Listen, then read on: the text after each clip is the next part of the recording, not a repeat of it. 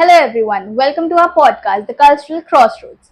Today, I'm your host, Shobhika Bansal, have a very special guest with us, Ms. Radhika, who is a traveler and has traveled a lot of regions in India and almost 100 countries. Recently, she has traveled to Ladakh and visited 20 remote places over there. Thank you, Shobika, for having me on your show. So, how are you feeling today? I'm feeling great to be here. I like the vibe. It's very homely, and I really wanted to come to your podcast one day. Well, that's an honor for me to have you here as well.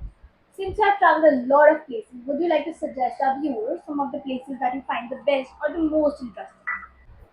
Yes, sure. From my opinion, Ladakh is the most interesting place ever. I'm not talking about the overhyped places, but yes, if you go to some remote places, you will meet some amazing local people there.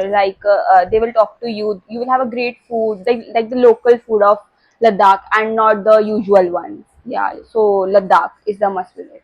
Oh, this experience sounds very interesting. Even our viewers are sort of interested in meeting new people and visiting new places. But I have also not heard about this, right? Can you please tell us more about it and like the history and all? Yes, yes, sure. So let's start with the history then. They are considered to be the descendants of the soldier of the great Alexander's army. But this theory is still in debate. So we are the historians are like researching on it. But what remains clear is their unique heritage that is in the mountains of Ladakh. Oh, so basically they are the descendants. Yeah, yeah. So from what I remember, Ladakh is a very remote place. So what do these people do for a living? So, agriculture is the backbone of Rokpa's life. They cultivate wheat, barley, the locally found apricots to make the apricot jam out of it. Also, they use the cultivation of wheat and barley in producing wines. Oh, so they do farming only. Yes, I think I can relate with this since I know that the wine production is mainly done in the mountains. So did you get to see any festivals over there? yes, I got to see the main festival over there and I found myself very lucky. So, when you go there on the main festival, you will see them in beautiful attires and music and dance is going on. So, music and dance is a crucial part of their culture. It is not only a media of entertainment there, but also an integral part of their rituals, ceremonials, etc., etc., etc. Also, there are two instruments, which is daman, the drums, and surma, the wind instrument, which is mostly used in their music. Wait, I'll show you some clips. I got some. Yeah, please. Yeah, see. Oh, this looks amazing. Yes, one more thing. The lady over there, she introduced me to all of them, and look at her attire. It's so beautiful. Yeah, I can see that. Yeah. That's very nice. Oh, that's great culture of dancing music.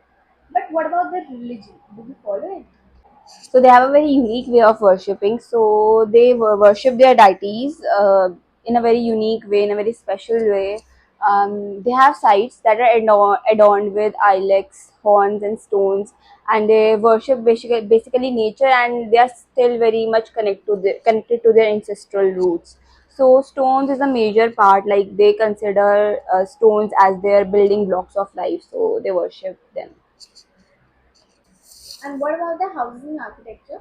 Yeah, so visiting Brokpa communities, stepping away life, back in life.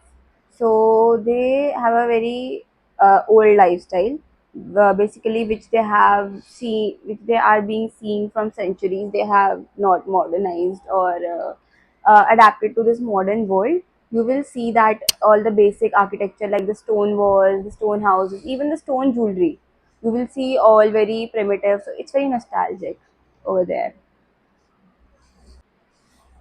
So that's a very nostalgic feeling. I remember you telling me about the headgear, right? Yes, so about the headdresses I was talking. So they basically include the perennial flowers, montu and shokla, which also have some great medicinal benefits according to the people over there, according to what I talked to them. So they do not have only flowers, but they have long ribbons. They have stitched rows of coins, and also men used to wear it. But they would have less of flowers and more of the silver jewelry over there. This was about their headdress. They were all fresh flowers. They used to make their headdress with fresh flowers every morning. Like all the women, all the men.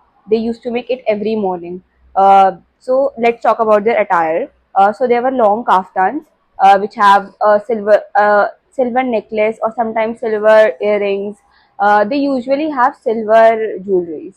So this was one, and they also have in winters, like when they are winters are very winters are at its peak. So they used to wear animal fur over their kaftans, and for and underneath the kaftans they used to have pajamis like the chudidars. The men and the women had the same attire. uh, Also, when I talked to some people over there, they said that they have different headdresses which gave them different medicinal benefits. Like if you want to live long and have a healthy life, there's a specific headdress with specific flowers. They don't have only two flowers which I mentioned, but they have like many, and all the flowers have different benefits to them. Even the silver jewelry, uh, they consider that it has a benefit to them. Yeah, so that was it there about their attire and about their headdress. That sounds so interesting. I really want to buy one. Thank you, Radhika, for joining us today and sharing some beautiful insights about the group cut, right? We would love to have you next time. Thank you. I would love to come again. So, that was all for today's episode of Cultural Crossroads. So, before the journey into the hearts of the group cut, right? If you have any comments or questions, feel free to reach out to us on our social media platforms and subscribe to our podcast for more stories from around the globe. For today, until next time, I'm Shobita, your host, signing off.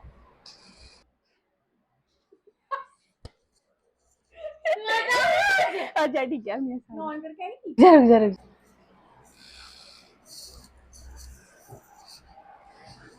hmm.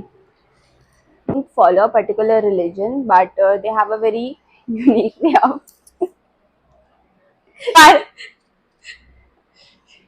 अपने हाथों